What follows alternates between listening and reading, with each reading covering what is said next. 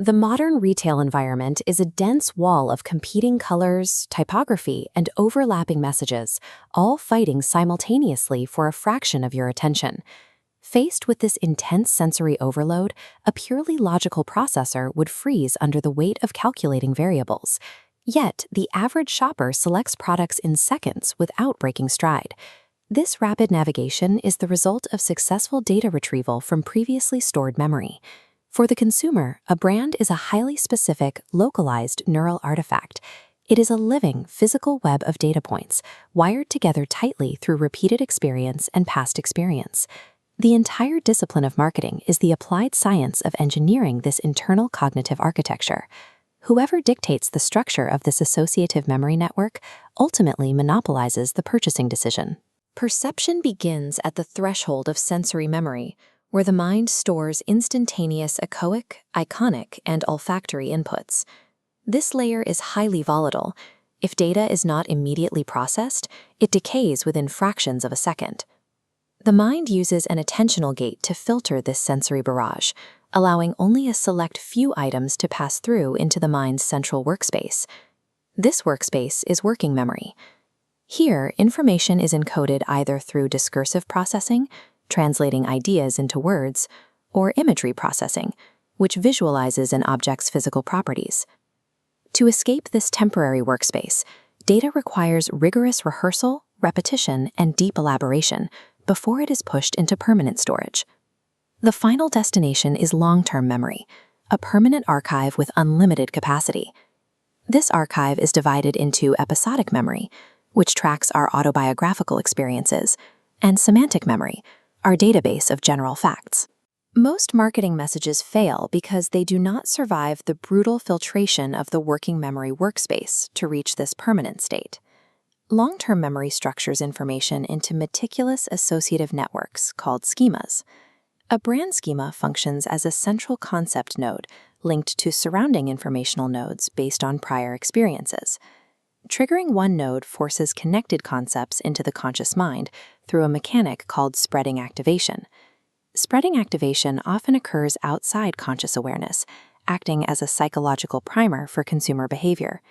These links follow a specific neurological rule: what fires together, wires together. Associations strengthen every time concepts are activated simultaneously. The mind organizes these schemas into taxonomic categories, grouped by similarity, such as carbonated drinks. These are contrasted with goal-derived categories, which group disparate items by a shared purpose, such as things to stay awake.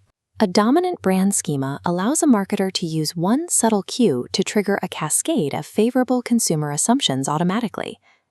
Even a perfectly constructed schema faces a primary threat at the point of purchase: retrieval failure. The schema exists in storage, but the consumer cannot access it when making a choice. Retrieval can fail due to decay, where memory strength organically deteriorates over time from a lack of use and recirculation. It also fails due to interference, where the strength of a memory is actively compromised by the presence of competing memories. Serial position effects further dictate recall, ensuring consumers primarily remember the very first or very last options presented to them. Marketers defend against decay and interference by engineering extreme salience, designing attributes that demand attention and force deeper cognitive elaboration. The ultimate manifestation of salience is prototypicality, where a brand like Disney becomes the permanent benchmark for an entire taxonomic category. Survival in a highly competitive market requires building memories robust enough to resist both natural decay and relentless competitor sabotage.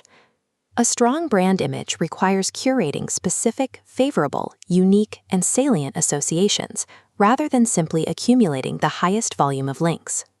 Brand positioning is the strategic mapping of exactly which memory nodes a brand intends to own.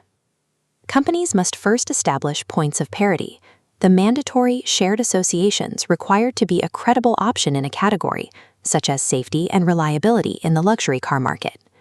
While failing to establish these points removes a brand from consideration, possessing them does not win the sale.